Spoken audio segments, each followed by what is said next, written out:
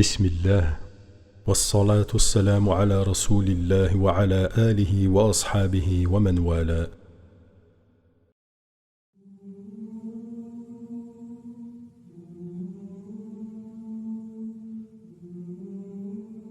Réponse détaillée concernant le consensus d'Ibn Hazm et Ibn al-Munadi sur le mensonge du globe terrestre. J'ai consacré 1 mois de recherche à temps plein à collecter des informations, à les scruter et les relier chronologiquement. Et ce, afin que le lecteur puisse savoir que cette recherche est le fruit d'un effort considérable qui mérite d'être pris au sérieux et jugé avec crédibilité. Car ce travail constitue une base pour celui qui recherche la vérité. J'en ai personnellement tiré profit, y découvrant ainsi beaucoup de dissimulation et de manipulation au sujet des savants, à cause de la bonne opinion que l'on se fait de ceux qui nous transmettent l'information, sans prendre la peine de la chercher plus loin, ni de s'assurer de son authenticité avant de la considérer comme argument. Allah est celui qui facilite tout bien.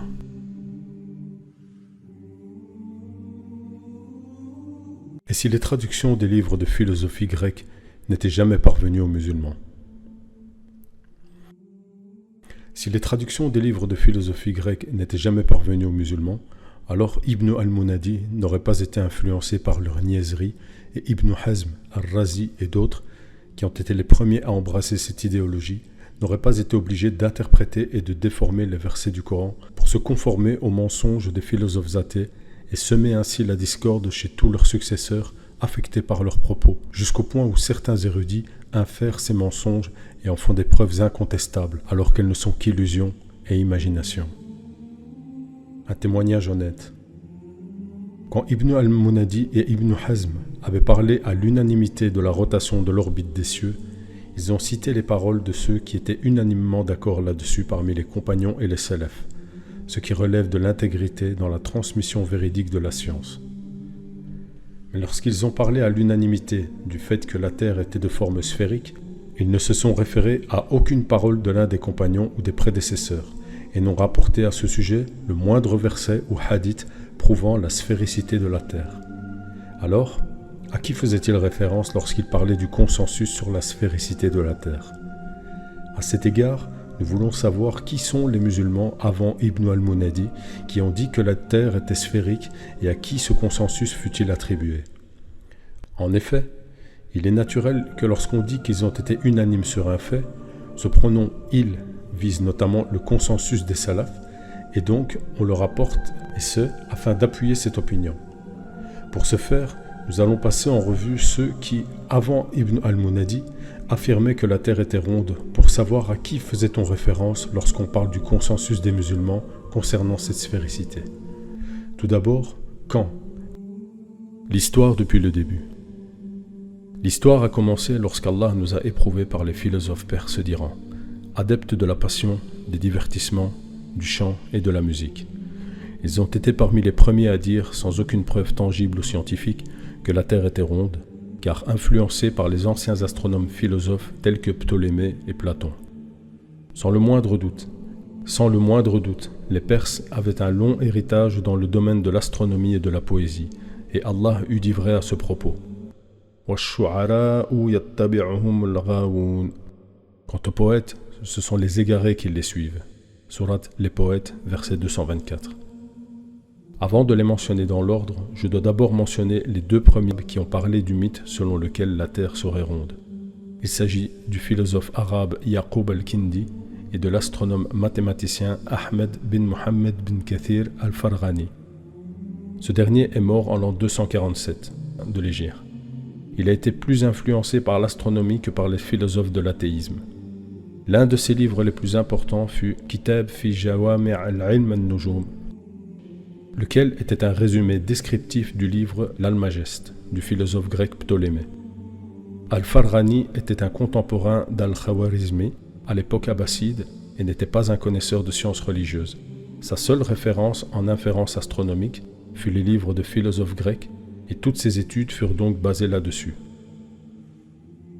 Tel que cité par Ibn Rustah dans son livre Al-A'laq al-Nafisa, page 9, il disait « Il n'y a aucune divergence entre les savants sur le fait que le ciel soit comme une sphère. Par savant, il voulait faire référence aux philosophes athées et à leurs livres par le biais desquels il fut influencé. Dans ses analyses et recherches, il n'a donc pris ni le chemin de l'inférence coranique, ni celui de la sunna, ni des paroles des compagnons, ni de leurs successeurs. Cela confirme finalement qu'Al-Farghani visait par savant les philosophes grecs dont il fut uniquement influencé par leurs livres. Quant au philosophe arabe Ya'qub al-Kindi, d'obédience chiite, il est connu pour ses efforts dans l'introduction des Arabes et des musulmans à la philosophie grecque antique. Al-Kindi a été l'un des premiers traducteurs des livres de philosophie grecque, et bien qu'il soit le premier parmi les Arabes à dire que la Terre était ronde, il était surprenant qu'Ibn Hazm lui ait répondu en critiquant sa pensée et sa méthode dans la lettre de réponse à Al-Kindi, le philosophe, où il lui dit à son encontre « Il ne fait aucun doute que sa foi n'est pas correcte, qu'il ne connaît pas son Seigneur, qu'il n'a aucune idée de quoi que ce soit parce qu'il se contredit dans ses paroles et est si confus qu'il ne comprend même pas ce qu'il dit. » Fin de citation. Il poursuit en disant de lui dans un autre endroit « Je crains que ce Kindi ne soit un misérable hérétique qui fera tomber d'autres dans ce dans quoi il est tombé, et ne verront comme lui que celui dont Allah a décrété la perdition. » Fin de citation. Ce sont les premiers parmi les Arabes à avoir rapporté ce mensonge sur la sphéricité de la Terre. Les témoignages des érudits musulmans sont en leur défaveur, car leur seule méthode dans l'argumentation concernant la forme de la Terre provenait seulement de leur influence par les livres de philosophie grecque, sans prendre en compte ce qui leur est parvenu du Coran, de la Sunna, des paroles des compagnons et de leurs successeurs, des imams et des salafs.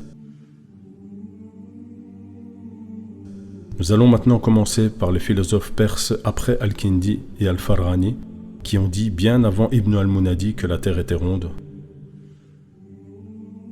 Le premier d'entre eux fut Abu al-Qasim Ubaydullah bin Abdullah bin Qurdadbeh, connu sous le nom de Ibn Qurdadbeh, de 820 à 893 de l'ère chrétienne.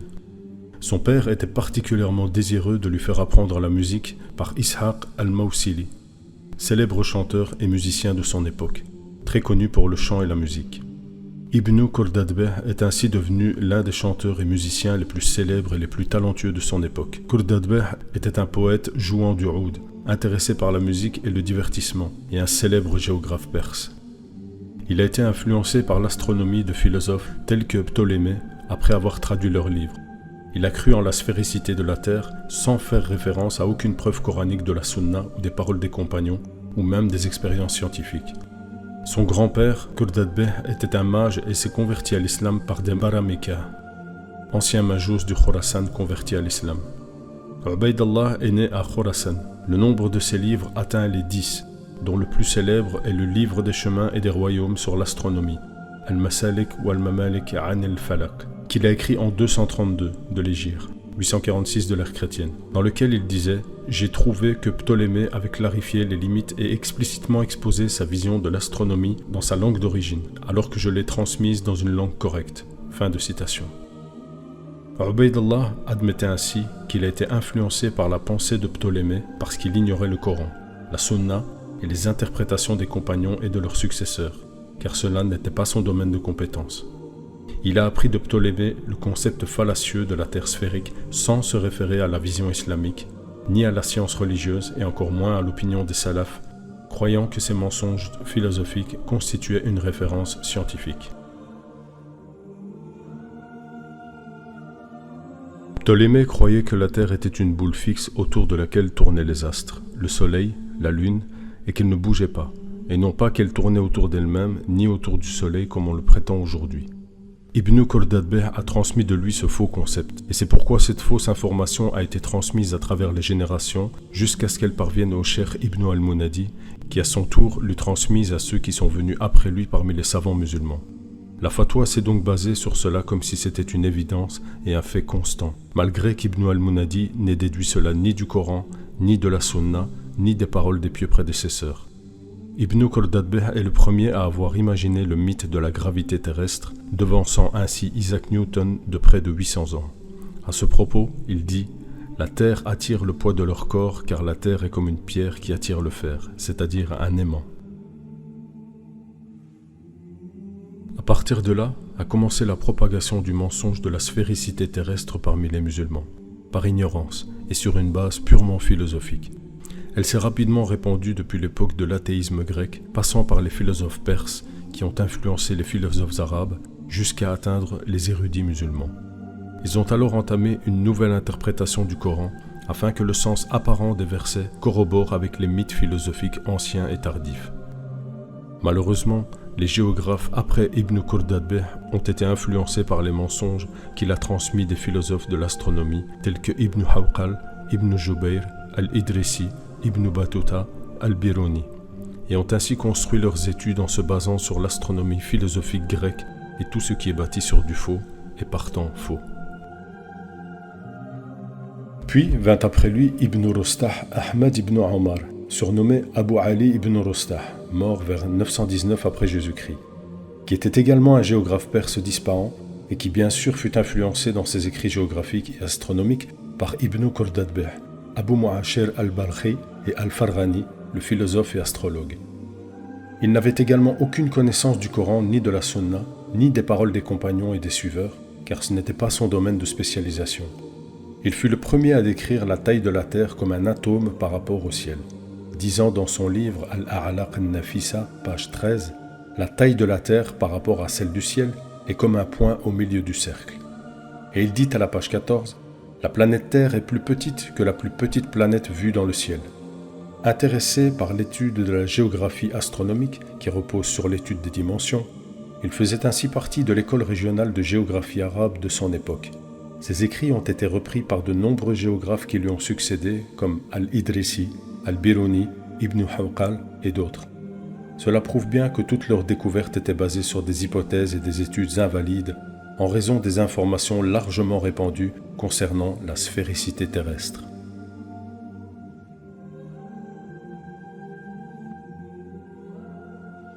Puis vint Al-Mas'udi, un chiite dont le nom est Ali ibn al-Hussein ibn Ali, de 896 à 957 après Jésus-Christ.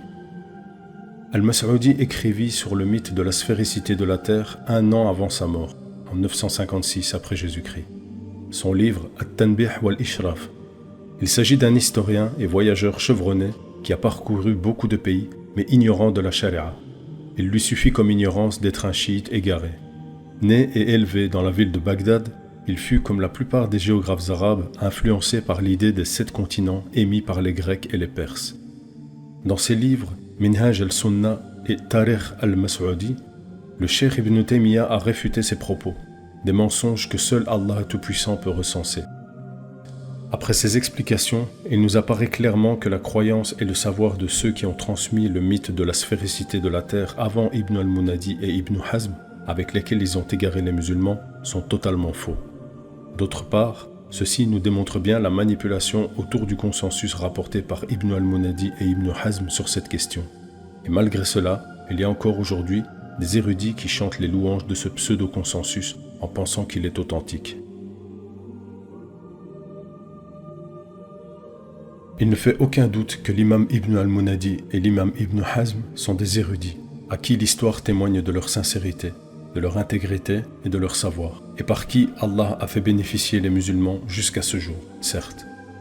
Mais cela ne légitime pas le fait de les élever à un niveau d'infaillibilité concernant certaines questions, car ils peuvent avoir tort ou raison, comme les autres savants sans exception. Nul doute qu'ils se sont trompés concernant la forme de la terre et sont allés à l'encontre du consensus des compagnons et des salafs. Concernant cette question, nous commencerons par exposer l'erreur de l'imam Ibn al-Munadi, né à Bagdad en 256 de l'Hégire et mort en 336, du fait qu'il fut l'un des premiers savants musulmans qui eût dit que la terre était ronde, et ce, après les philosophes arabes. Ibn Hazm fut influencé par lui, mais la chose étrange, c'est que celui-ci n'a pas transmis le fameux consensus d'Ibn al-Munadi. Ce consensus fut transmis par Ibn Taymiyyah, rahimahullah, mais seulement comme une information et non pas comme une reconnaissance, car Ibn Taymiyyah avait adopté l'avis de la planéité de la Terre et a expliqué cela en détail. Alors pourquoi aucun savant n'a transmis le consensus d'Ibn al-Munadi à l'exception d'Ibn Taymiyyah? La réponse à cette question viendra très bientôt, Inch'Allah. Qu'a dit Ibn al-Munadi? Il a cité à la lettre près la parole d'Ibn Rostah issue de son livre Al-A'laq al-Nafisa, et étrangement, il ne lui a pas attribué cette parole ni même mentionné son nom. Encore plus surprenant que cela, Ibn Taymiyyah a transmis la parole d'Ibn al-Munadi en la lui attribuant alors qu'il s'agit de la parole d'Ibn Rustah à la base. Il est clair qu'Ibn Taymiyyah n'a pas eu vent de cet homme nommé Ibn Rustah, sinon il l'aurait mentionné et lui aurait attribué cette parole directement. Ibn al-Munadi a dit « De même, ils sont unanimement d'accord pour dire que la terre, avec toutes ses parties, de la terre à la mer, est comme une sphère. » Notez bien qu'il a dit « ils étaient unanimes », sans spécifier s'il s'agissait des savants ou des musulmans. Mais il a plutôt utilisé le mot « unanimité » dans un sens général, car il ne désignait pas l'unanimité des compagnons et des salafs. Il n'a rien mentionné à propos de cette unanimité et n'a pas précisé non plus qui en était à l'origine, contrairement au consensus sur la rondeur du ciel où il a mentionné en détail les paroles des savants qui en étaient à l'origine. Quelle était la preuve d'Ibn al-Munadi? Il est venu avec une théorie spéculative qu'il a rapportée d'Ibn Rustah dans son livre Al-A'laq al-Nafisa, page 13. Il ne s'est pas basé sur un verset, un hadith ou une parole d'un prédécesseur, mais plutôt sur un concept philosophique perse. Il a dit, je cite, « Et cela est attesté par le fait que le soleil, la lune et les planètes ne se lèvent pas et ne se couchent pas sur toutes les régions de la Terre en même temps, mais plutôt sur le levant avant le couchant. » Il a dit, « L'idée que la Terre est fixée au centre de la sphère du ciel comme un point dans un cercle est indiquée par le fait que le corps de chaque planète est vu dans tous les côtés du ciel au même niveau. Cela indique donc que la distance entre le ciel et la terre de tous les côtés est la même, il est alors obligatoire que la terre soit au milieu du ciel. » Fin de citation. Il a fait cette déduction à partir de conjectures uniquement, racontées de son point de vue sans étayer cela par des preuves ou des opinions d'érudits musulmans. Où est donc le consensus et la preuve solide du Coran et de la Sunna, des paroles des compagnons, des suiveurs et des prédécesseurs? Ou bien, vouliez-vous rapporter le consensus des philosophes perses et des musiciens qui ont été cités précédemment? La question ne peut être basée sur des pensées, des hypothèses et des conjectures théoriques, mais plutôt sur une transmission claire et établie du Coran, de la Sunna et du consensus des compagnons et leurs successeurs. Pourquoi le cheikh aurait-il ignoré tous les versets, hadiths et paroles des compagnons et des salafs sans en tirer l'analyse correcte pour finalement s'appuyer sur des mythes philosophiques? À son époque, il y avait des érudits musulmans plus savants que lui, disant que la terre est étendue, en s'appuyant sur les paroles des compagnons et des salafs, et dénonçaient ceux qui disaient qu'elle était ronde, comme l'imam Mohammed ibn Jarir al-Tabari en 839 de l'ère chrétienne, qui était surnommé l'imam des exégètes. L'ensemble des savants ont fait ses éloges et loué son savoir ainsi que ses connaissances, et on ne lui a pas trouvé de critique. Il était parmi les plus connaisseurs des paroles des compagnons et des suiveurs. L'imam al-Nawawi a dit à son sujet « La Ummah est unanimement d'accord sur le fait qu'il n'y a pas de meilleur compilateur que At-Tabari. Son tafsir est l'un des livres islamiques les plus célèbres dans la science de l'exégèse du Coran, et il est toujours considéré comme la première référence de l'exégèse par Al-Mathur, parce qu'il mentionnait le verset du Coran, puis énumérait les paroles des compagnons et des suiveurs avec les chaînes de transmission. » L'imam Ibn Taymiyyah rahimahullah dit à son sujet « Quant aux tafsirs qui sont entre les mains des personnes, le plus correct est le tafsir de Mohammed ibn Jarir al-Tabari. » Fin de citation. Tabari vivait à Bagdad, ce qui signifie que lui et Ibn al-Munadi étaient dans la même ville et à la même époque. Il est mort à Bagdad 24 ans avant la mort de Ibn al-Munadi, en 923 de l'ère chrétienne, à l'âge de 53 ans. La chose la plus étonnante et la plus étrange à ce sujet est que Ibn al-Munadi n'a pas mentionné l'opinion ni la parole de l'imam al-Tabari sur la question, alors qu'il était parmi les personnes les plus savantes de son temps. L'imam al-Tabari a dit dans son tafsir de la sourate 13, verset 3, et c'est lui qui a étendu la terre. Abu Ja'far a dit « Allah Tout-Puissant dit dans son livre que c'est lui qui a étendu la terre, alors il l'a élargie en longueur et en largeur. » Il a dit également dans son interprétation de la sourate 88 au verset 20 « Et la terre, comment elle est nivelée ?» Il dit « Et la terre, comment elle s'étale ?» On dit d'une montagne qu'elle est plate si elle est plate en son sommet. Et les gens de l'interprétation ont dit la même chose. Fin de citation. Remarquons l'exemple tranchant qu'il a donné en citant la montagne dont le sommet est plat et qu'on appelle Jabal Musatah, une montagne plate, afin de mettre fin au doute quant au fait qu'Allah Ta'ala a aplani et nivelé la terre jusqu'à ses extrémités et pour couper la route à ceux qui pensent que la terre est une sphère. Il a aussi mentionné dans son interprétation le sens de la parole d'Allah Ta'ala, Tahaha. Il l'a étendu, à droite et à gauche, et de tous ses côtés. Ibn al-Munadi était un muhaddith, digne de confiance parmi les grands de son temps. Mais pourquoi n'avons-nous pas lu de transmission de hadith provenant de lui? Ubaydullah ibn Ahmed ibn Ali al-Sayrafi a déclaré « Abu al-Hussein ibn al-Munadi était rigide en religion, dur et féroce en morale. C'est pour cela que nous n'avons pas propagé de récits provenant de lui. Ibn al-Jawzi a dit de lui dans Al-Muntazam « Il était digne de confiance, intègre, déterminé, véridique, pieux, argumentatif. Il a compilé de nombreux livres et rassemblé de vastes connaissances. Les gens n'ont entendu parler que très peu de ses œuvres, en raison de la férocité de son caractère. Ainsi, nous pouvons comprendre pourquoi aucun des savants n'a transmis sa parole, à l'exception d'Ibn Taymiyyah, car celui-ci a transmis sa parole en guise d'information et non de reconnaissance. Ce qui est étrange, c'est qu'Ibn al-Munadi a rapporté dans Kitab al-Malahim, volume 1, page 20, alors qu'il parlait de la fitna de l'Antéchrist, une preuve claire et explicite sur la planéité de la terre. En voici l'extrait. Et le Messie, Jésus, fils de Marie, descendra dans un nuage blanc que tous les peuples de la terre voient de l'est et de l'ouest, et un appelant appelle. Ces paroles sont une preuve claire de sa part que la terre est plate jusqu'à ses extrémités. Sinon, comment tout le monde sur terre, de l'est et de l'ouest, pourrait-il voir le prophète Isa alayhi salam au même moment? Cela n'est possible que sur une terre plate, sans courbure, qui rendrait la vision de l'arrivée d'Isa impossible. Après ce développement, il devient clair que le prétendu consensus rapporté par Ibn al-Munadi sur la sphéricité de la Terre est totalement faux et invalide, n'ayant aucune preuve, ni chaîne de transmission. Quiconque transmet le consensus de sa part et cite ses paroles à notre époque est trompé par l'ignorance. Ignorance inexcusable car, par des moyens modernes, la recherche de la validité du consensus est aujourd'hui accessible à tous. Revenons au consensus falsifié d'Ibn Hazm et ses adeptes. Il est connu chez tous les savants qu'Ibn Hazm fut influencé par les philosophes grecs athées comme Aristote, Platon, Socrate, etc. Le plus étrange est que ces derniers furent considérés comme des sages selon Ibn Hazm. Lisons d'abord l'opinion de l'imam Ibn Taymiyyah sur l'imam Ibn Hazm.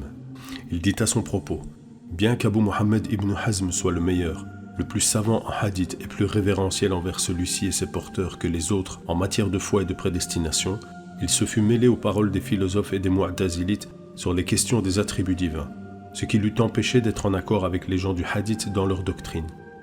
Du point de vue de la forme, il était d'accord avec les gens du hadith, mais dans le fond, il était plutôt d'accord avec les philosophes.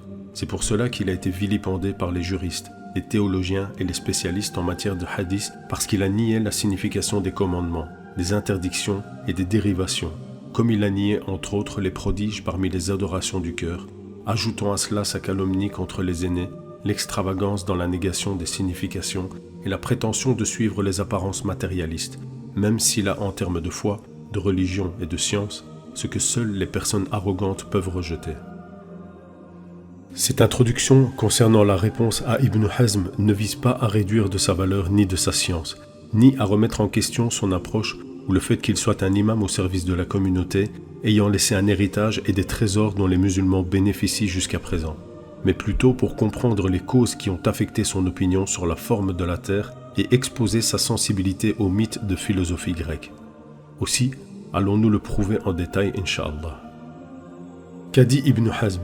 Il a dit dans Kitab al-Fasl fi al-Milal wal-Ahwa wal-Nihal, aucun imam musulman méritant ce statut d'imam en vertu de la connaissance n'a nié la rondeur de la terre, et on ne retient d'eux aucune objection à cela.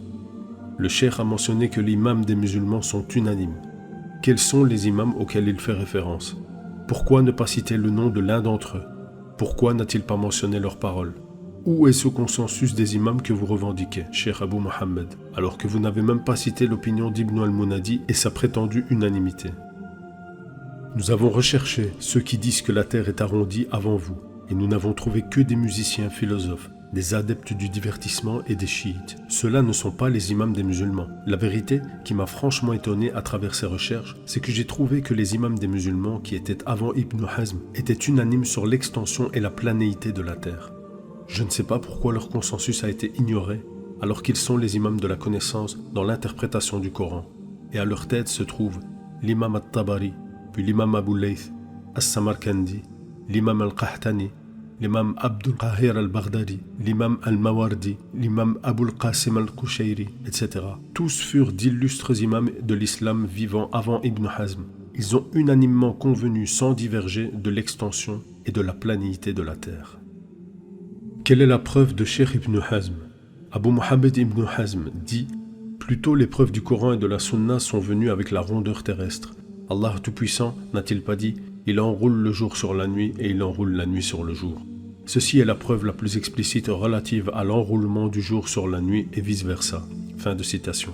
Le cheikh, qu'Allah lui pardonne, a dit que toutes les preuves du Coran et de la Sunna prouvent la sphéricité de la terre, mais il n'a mentionné aucun verset ni hadith faisant mention de la terre.